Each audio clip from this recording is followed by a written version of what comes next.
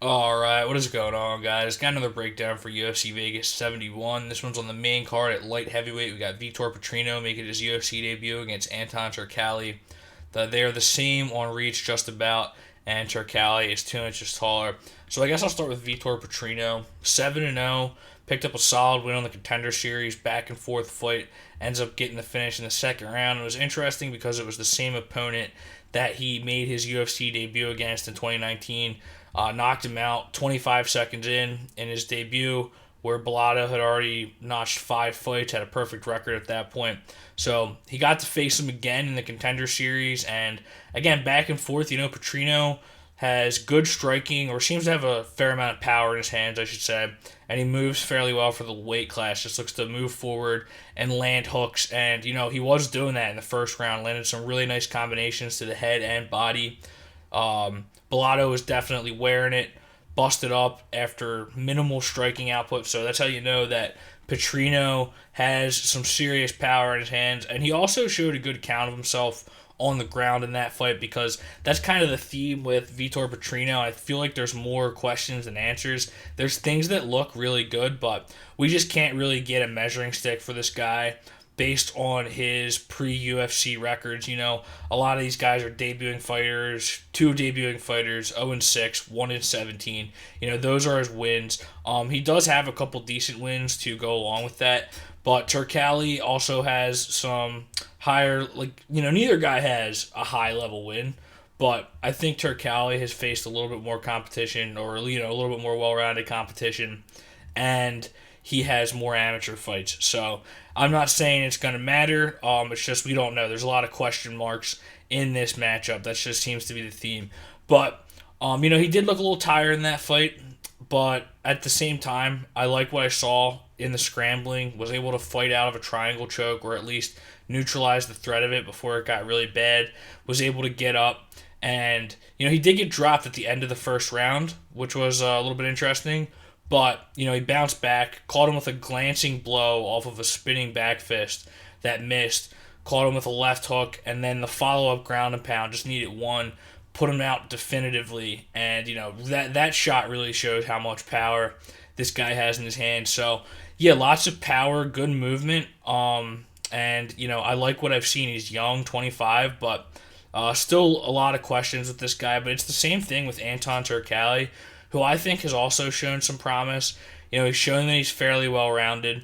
And on the Contender Series last year, he comes in against Alsacio dos Santos, and I think he set a record for takedowns in the light heavyweight division on the Contender Series. Took him down like 6 or 7 times, controlled him for just about the entire fight, but was looking for the submission the whole time, was unable to get it. Did mix it up, try a few different submissions, wasn't able to get it, but he did control him. So he didn't get a contract, but anytime you land 6 or 7 takedowns, especially in one of the higher weight classes, it definitely needs to be kept in mind. It kind of reminds me of Jamal Pogues, was on the Contender Series a couple years ago, got like 6 or 7 takedowns himself, didn't get a contract, but then he didn't wrestle in his next matchup, and he brings the wrestling right back against Josh Parisian.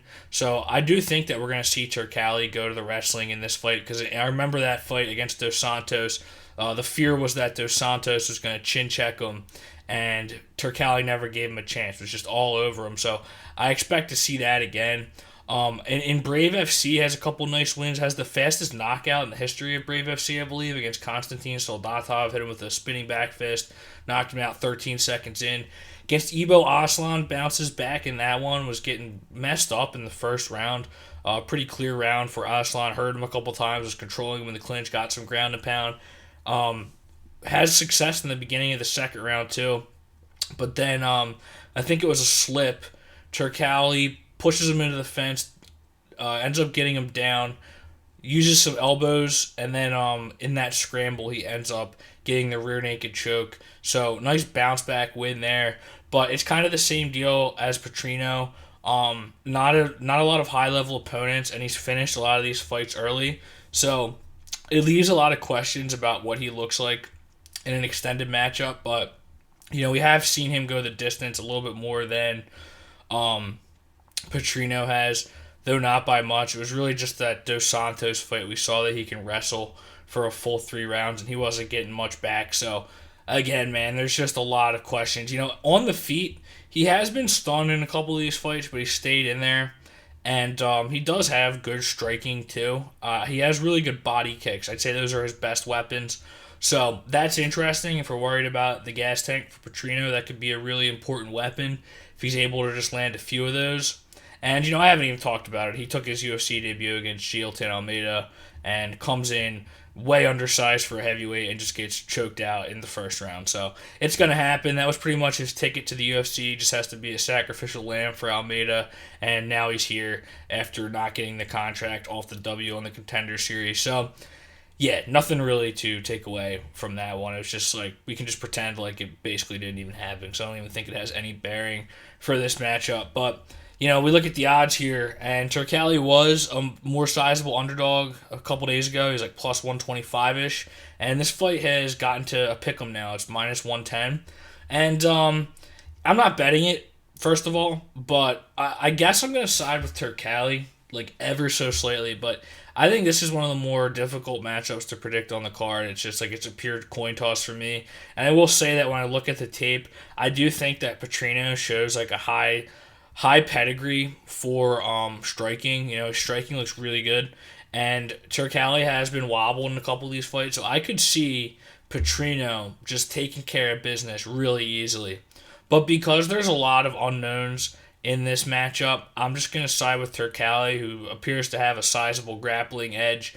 And if we're worried about Petrino's gas tanks, I think it's just another little plus in his column that Turkalj has really good body kicks. Those could loom large. So ever so slightly going to go with Anton Turkalj. I kind of like the over 1.5, but again, it's like I think if Turkalj wins the fight, the over 1.5 is the bet to make. But there's a good chance that Petrino could end the fight easily in the first round. So Anton Turkalj, ever so slightly, don't think I'll be betting it.